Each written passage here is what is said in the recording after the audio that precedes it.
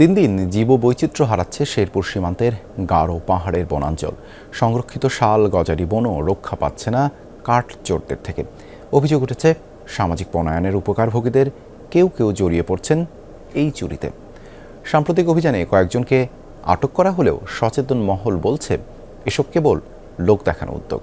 Silver টিপ কন্ট্যাক্টে তৈরি নিরাপদ ও নান্দনিক ক্লিক সুইচ নির্ভরতা জীবন জুড়ে। শেরপুরের গারো পাহাড় একসময়ের ঘন সবুজে ঘেরা এই বনাঞ্চলের গাছ ধীরে ধীরে উজাড় হচ্ছে। রেহাই পাচ্ছে না কয়েক হাজার একর সংরক্ষিত শাল গজারি বনের পাশাপাশি সামাজিক বনায়নের বৃক্ষও। অভিযোগ রয়েছে বিগত সরকারের আমলে রাজনৈতিক প্রভাব খাটিয়ে কাঠচোরদের সামাজিক বনায়ন প্রকল্পের অংশীদার করা হয়। এরপর থেকে একটি শক্তিশালী সিন্ডিকেট গড়ে ওঠে, যা এখনো সক্রিয়। এই অসাধু কিছু ব্যবসায়ী, অসাধু কিছু কর্মকর্তার জন্য আমাদের সরকার রাজস্ব খাত থেকে সরকার বঞ্চিত, আমাদের লবঙ্গ আমরা বঞ্চিত হয়েছি। এখানকার কি করে ওরাই জানে, আল্লাহ জানে। আর এই বাগানটা, এই সেগুন বাগান, বহুত দিনের বাগান, টেঙ্গু শেষ করে দিই।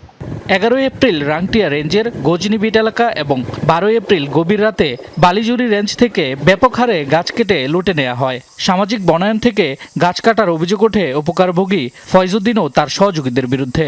পরে অভিযান চালিয়ে বেশ কিছু কাটা গাছ জব্দও করে বন বিভাগ। স্থানীয় বাগান কমিটির দাবি, সামাজিক বনায়নের উপকারভোগী সদস্যরাই জড়িত এসব ঘটনার সাথে। বাগানের মালিকের 11 জনের মধ্যে খালি ফয়জুদ্দিন এই গাছগুলো ব্যস্ত আছে, কাটতেছে চেঙ্গু, তারপরে ফয়জুদ্দিন। এরা মানে এইভাবে আজ কতদিন ধরে খালি এইভাবেই কাটতেছে, কোনো অ্যাকশন হয় না। সভাপতি সেক্রেটারি এখন মূল্যায়ন বেশি, এরা নিজেরা বেশি এলা। গজনি বিট এলাকায় ফয়েজউদ্দিন, সামিদুল ও চেঙ্গু নামে 3 ব্যক্তি প্রায় 8.5 লাখ টাকার আকাশমণি গাছ কেটে পাচারের চেষ্টা করে। তবে মূল হোতা পালিয়ে যাওয়ায় প্রশ্ন উঠেছে অভিযানের কার্যকারিতা নিয়ে। ফয়জুদ্দিন নামে এক লোক আমাদের অংশীদার, সে মূলত আসলে অংশীদার হইলেও কিন্তু তার অংশীদারিত্বর দায়িত্ব পালন না করে সে বন ধ্বংস করার দায়িত্ব পালন করছে। নিয়মিত অভিযানের পাশাপাশি আইন অমান্যকারীদের বিরুদ্ধে কঠোর ব্যবস্থা নেওয়া হবে বলে জানিয়েছে বিট কর্মকর্তা।